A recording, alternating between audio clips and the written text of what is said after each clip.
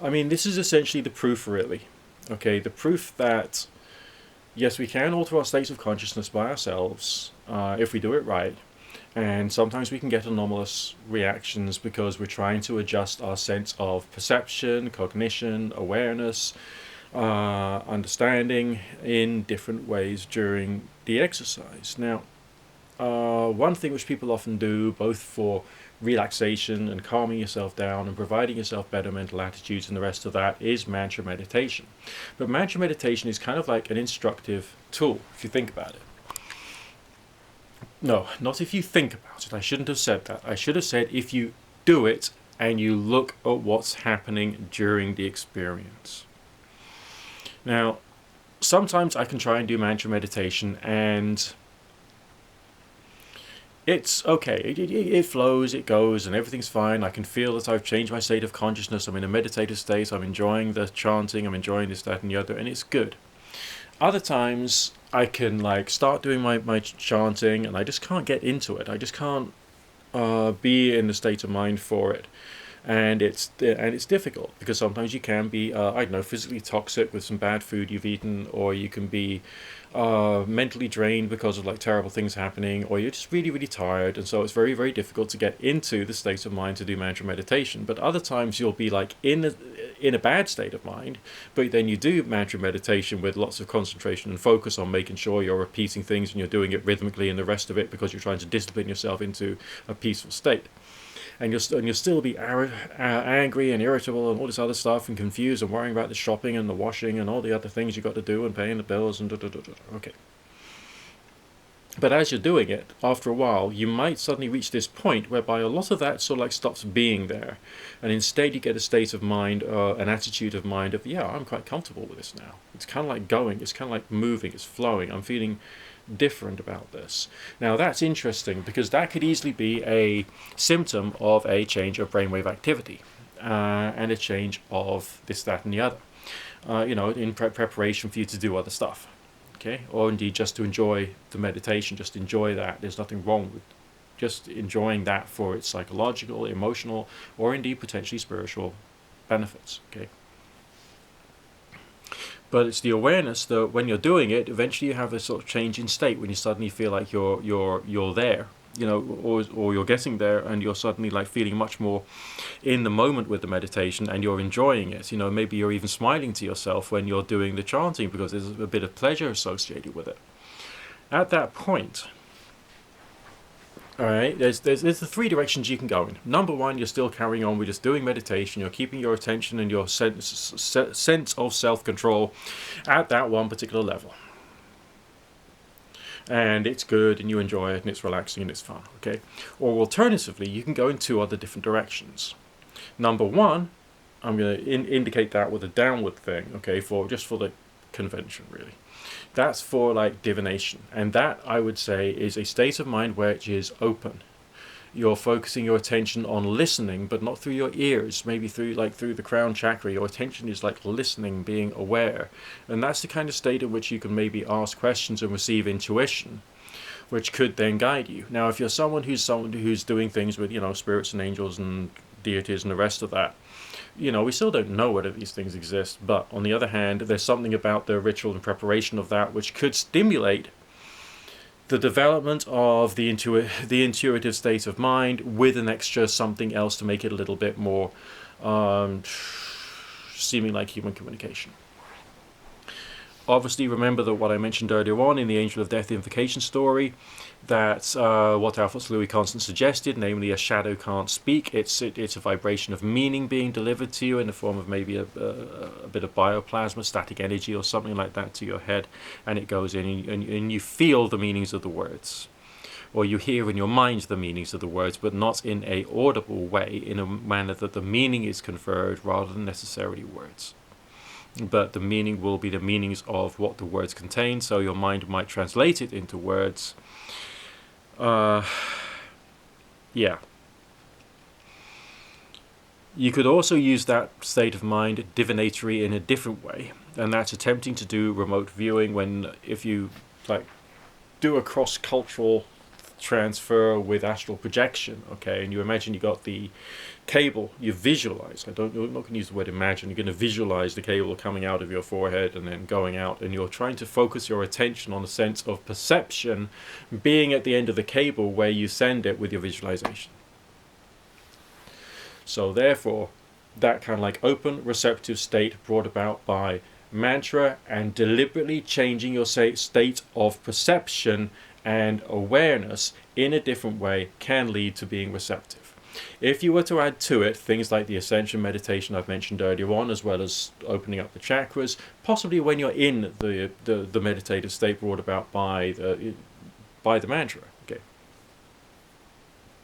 then that would help to add more opening up to the experience, and therefore it will probably be a bit more likely to generate some variety of result. But you can't say, oh, I can just do it. There are people out there in the magical community who just say, oh, I can just do it. Well, let's be honest, these people are psychopaths, okay, and they're very stupid, and they should be avoided left, right, and center, because they're not telling you the truth about the phenomena. All right, the phrase "it works" is not applicable to this type of phenomena due to compatibility issues. All right, it's not compatible with the work in question, which is an experiential, experimental art form of meditation and prayer, with a few other things thrown in for good measure. Now, the third path, okay, we had like going straight on meditation, continuing meditation, fine. Going into a divinatory type state of mind with a focus on being open. That's not like a powerful state. That's a receptive state. That's a humble state. Okay, and therefore, you got to try and develop that through your experiences with doing it in order to try and hopefully do something divinatory. Now, the third path is different. The third path is what many of you magicians out there are more interested in, and it overlaps with the subjects of chaos magic, the sigil magic they do in chaos magic, as well as what Aleister Crowley wrote about in Theory and Practice, with the creation of an explosion of spiritual energy from the body, which is the moment which, in Crowley's heavily overly sexualized language, is the meeting of the consummation of the relationship between the material and the divine, or something along those lines. But it does kind of like feel like there's a divine energy which is inside you, which then explodes out of you. The way of that is continue with your mantra meditation. When hit your state of mind where there's a change, then we start feeling a bit happier, then you increase the energy, you increase your breathing, you increase maybe the speed and the energy and the excitement that you're doing your little mantra, until such time as you reach a crescendo, and at that point, your aura is on fire and you make a wish. But how much is it on fire? That's the question. Crowley said, inflame thyself with prayer. Inflame. Your aura energy has got to be big, it's got to be bright, you've got to have learned some sensitivity to be able to feel it. You've got to practice prior to this a bit more energy sensing stuff, such as go back to Barbara Ann Brennan. Okay, Barbara Ann Brennan, Hands of Light and Light Emerging. She does very good illustrations there of where the chakras are, what they look like, and my experiences, those rare occasions when I've had that particular specific variety of high sense perception. Yeah, I think they actually do look like that, and I think what she describes about them is quite real as well. And a lot of her attitudes are pretty damn good. Of course, on some particular points of view, I will disagree with her. But the importance for the occultist to have read Barbara Ann Brennan, the great American spiritual healer, is to find out about the aura and the aura dynamics, and that will then give you an understanding so that when you do have the experience of, the spiritual light exploding from your body, you'll know it's happened. And also you can learn to feel more bright power in the aura. I mean, just like doing a bit of a segue away from that for a second. One thing that really helps is to have had some variety of divine experience. When I was young, I explored things like the Toronto Blessing. I actually went to a church and received that, and that was a fascinating experience, I can tell you. All right, it was like there was the plasma was all over the floor. We were wading in like 1 high foot, one foot deep's worth of plasma light energy that seemed to like move around in like a plasma kind of way, almost like snakes around the pews and that sort of thing. It was quite interesting to observe and then to feel. And then like you start to develop, when you do receive the blessing, your body does shake, and your energy field is alive with fire. Okay, so me having experienced that meant that I've got some kind of like extra training, which I can then use to try and work out what that state of mind felt like, so I can attempt to initiate something similar through invocation, worshipful stuff, whatever it is that I'm trying to do at the time. Build the aura up, make it stronger, make it more powerful, and then send out energy when you can. It's also kind of like the same state of mind that you would need to be in if you were doing things such as servitor work and that kind of stuff, I think. Because like the whole thing about servitors is that's a way for your consciousness to create in a visual way, kind of like a VDU of the intention going out into the world.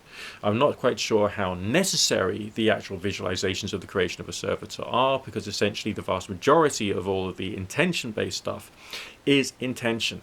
It's intention and perception adjusted to achieve something with the help of good quantities of energy. I mean, I think it was Peter J. Carroll who wrote in Prime Chaos, I think it was, that they did a basic mathematical equation in which the quantity of the gnosis, which I interpret as the state of mind of energetic, divine, tranquil, reverent, holy, loving prayer, which generates changes in the state of consciousness, which provides you with access to the spiritual world. So it seems, in some respects, it's kind of like that's...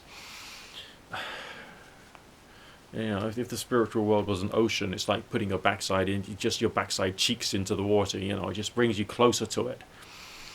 And then you can choose to dive in, or you can choose to just take some of it up and use it for what you want, if you know what I mean. That's an analogy, right? That's just an analogy.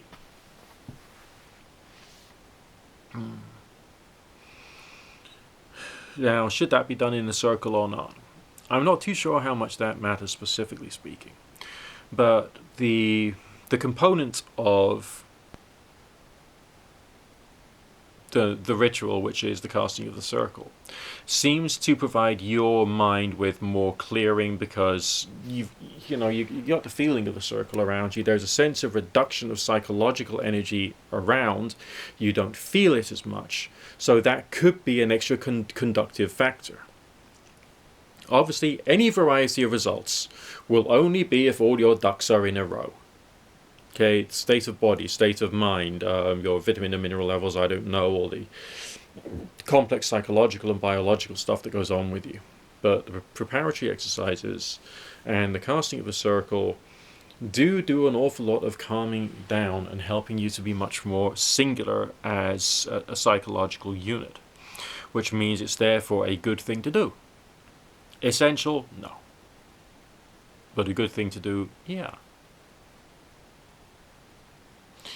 Right, so those are my thoughts on using mantra meditation. If you agree with me or disagree with me or whatever, just there's a comment section down there. And I will look forward to finding out whatever it is you think.